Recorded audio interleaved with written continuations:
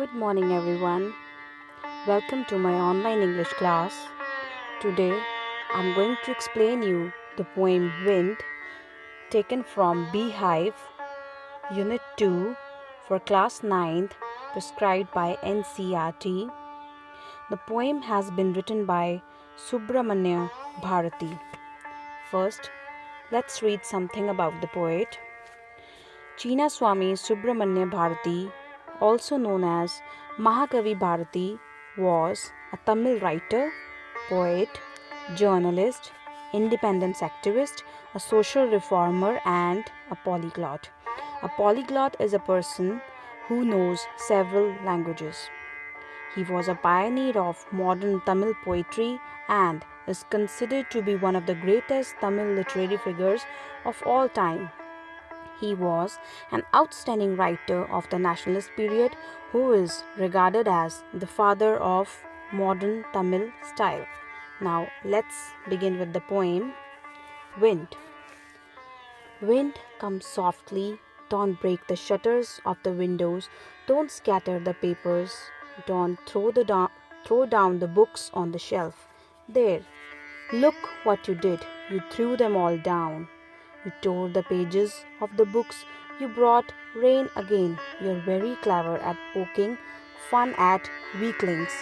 In the first stanza, the poet is talking to the wind. He asks the wind to come softly. It should be soft and subtle instead of being strong and loud. Then he says, that wind, being powerful, is very destructive. It breaks the shutters of windows and scatters the papers. All the books lying on the shelf fall down. The poet asks the wind to look at the destruction that it has done. Whenever there is a strong wind, the weak things fall down. Fail crumbling houses, crumbling doors, crumbling rafters, crumbling wood, crumbling bodies, crumbling lives, crumbling hearts. Here, the word crumbling is repeated so many times to lay stress that everything crumbles in the face of strong wind. Houses which are weak fall, doors which are weak fall, the beams on which the roof of the buildings is supported also fall. Even the bodies of weak people fall. So, everything crumbles and breaks in the face of adversity. The poet actually wants to say that whenever a weaker person comes across any challenge or difficulty in his or her life, he breaks down. The wind god winnows and crushes them all. The poet is addressing to wind as wind god, and he is saying that wind god winnows. That means he sifts all the people, and those who are weak fall down and get crushed, just like we winnow wheat to separate the grain from the husk. The wind god also separates the strong wind from the weaker ones. Winnowing is a process by which the chaff or the husk is separated from the wheat. As you can see in the picture, the lady is winnowing the wheat. Next stanza, he won't do what you tell him. So come, let's build strong homes. Let's join the doors firmly. Practice to firm the body. Make the heart steadfast. Do this and the wind will be friends with us.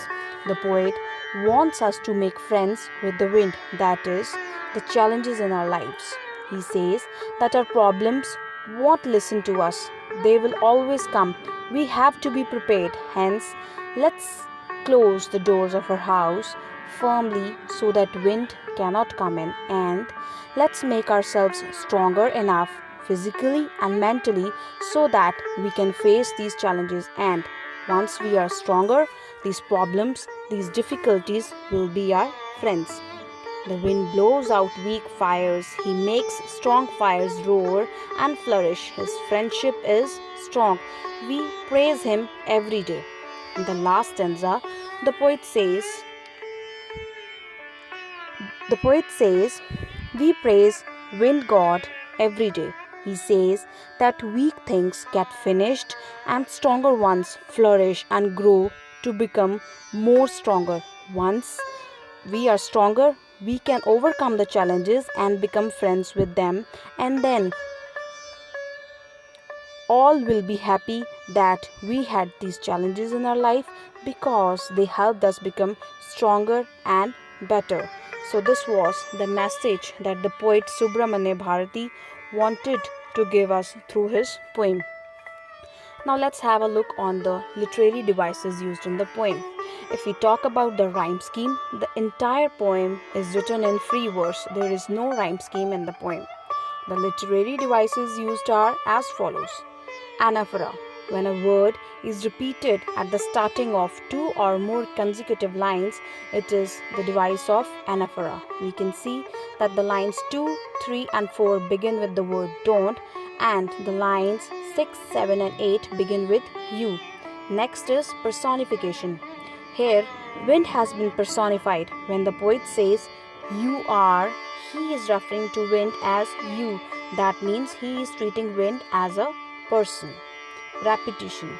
Crumbling is repeated many times to lay emphasis. The poet wants to say that the wind crushes everything that is weak. That is why he repeats the word crumbling. Alliteration. The repetition of a consonant sound in close connection. Wind, winnows, won't, want are the examples of alliteration. The last but not the least is symbolism. Symbolism means that the thing refers to some other thing. Wind is a symbol. It refers to the challenges in life. He is using wind as a symbol for the adversities in our life. That's all in the poem. I hope we all learn a message that the poet wants to give us through this poem. Thank you.